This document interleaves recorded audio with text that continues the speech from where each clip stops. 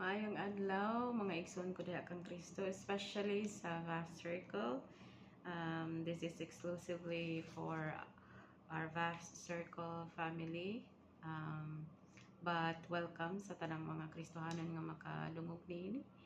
O nanapod ta igsoon sa atong sinimana nga pagpaambit sa pulong sa Ginoo nga mapuslanon sa panton sa pahimangno o sa paghatag og dugang langit nung kaalam og kahibalo ug kapin pa nga madasig kita pinaagi sa iyang mga pulong. So dito maglangan igsuon pagkahisgutan nato ang pulong sa Ginoo nga nagaingon ang Dios sa tanang panahon, the God of all seasons. And ang bersikulo nga ato ang pag-ambitan karon igsuon na makita sa Ecclesiastes chapter 3 verse 1 ug lukso ta sa sa verse 17 nga nag-ingon, to everything there is a season, a time for every purpose under heaven. Verse 17, I said in my heart, God shall judge the righteous and the wicked, for there is a time there for every purpose and for every work. Ang Diyos magapanalangin sa iyang mga pulong igsoon. Lord, bless your word. Mahimo kining mapuslanon Ginoo sa mga tagsa-tagsa ka kinabuhi. We ask your Holy Spirit to be with us in Jesus name. Amen. So sa Bisaya pa igsoon nagaingon dinhi adunay panahon alang sa tanang butang ug panahon alang sa tagsa-tagsa katuyo ilalom sa langit. Ako miingon sulod sa akong kasing-kasing ang Dios magahukom sa matarong ug sa dautan kay adunay panahon alang sa tagsa-tagsa katuyo ug alang sa tagsa-tagsa ka buhat. Praise the Lord.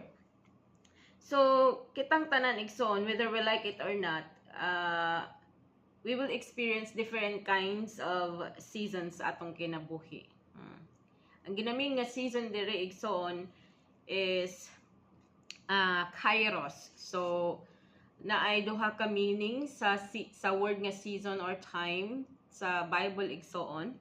And kairos is mentioned 86 times in the New Testament, and it refers to opportune time. For example, a moment or a season such as harvest time, pagtanom nga panahon, pag-ani nga panahon. So yung nga na ang kairos, and it was mentioned 86 times in the New Testament, whereas chronos, ang ikaduha nga meaning sa time, used 54 times, refers to a specific amount of time such as a day or an hour. So kung magbasa ta sa Bible igsoon sa Bisaya or sa English, dili ta magbantay, makaingon ta nga pareho ra ang meaning, pero sa moadto ta sa Hebrew or sa Greek word, duha ka meaning ang time. Okay? So ang ginamin din sa Ecclesiastes chapter 3, it was kairos, no? So, some of us will experience different seasons in a year. Ang bansa tuan na ay mga ma-experience siya nga panahon sa atong kinabuhi. Nga nagkalain-lain yun sa isa ka tuig. Pero naapoy sa atong kinabuhi nga isa ra gyud ka panahon ang ato ang na-feel for how many years. For example, naka-experience sa drought season for 5 years, kang walang-wala jud ta, no? So naapoy times nga sa isa ka tuig maka-experience tag kadagaya, na maka-experience ta or makatagamtam ta or makasinati ta og kalisod, pero naapoy kanang kalipay, naapoy kanang nag-ani ta sa ato ang mga ginapanghimo. So naing ana. Okay? So ang pangutana din ha igsoon sa ato ang buhi nga Dios. Ma-recognize ba nimo ang ato ang Ginoo sa nagkalaing-laing panahon sa imong kinabuhi nga na-experience nimo? Kay mao nay ato ang pamalandungan karon.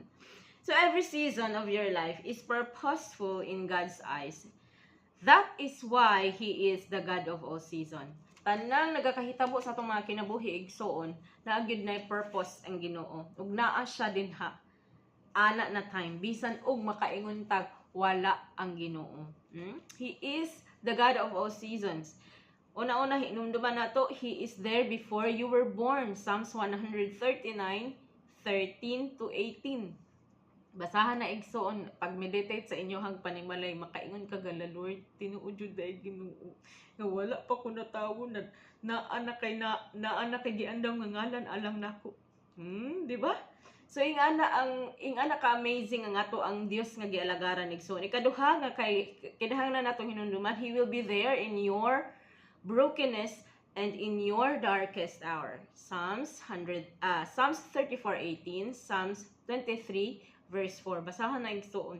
Gusto na ko makatuon mo og kanang ukab sa inyong Biblia aron na ma-realize jud ninyo nga ang pulong sa Ginoo, ang iyahang words ma-penetrate sa ato ang kinabuhi. Labi kita mismo ang mubasa sa pulong sa Ginoo. He will be there in your brokenness and in your darkest hour.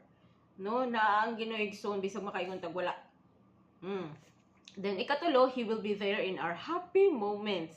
Na ang Ginoo makiglipay pud ang Ginoo igsoon. Oy, Psalm 16:11, James 1:17, Zephaniah 3:17, 1 Timothy 6:17. So, kana na mga verses igsoon nagpatunay na ang Ginoo mag-rejoice pod kauban nato sa ato ang kinabuhi. Maybe wala lang nimo na realize, di ba?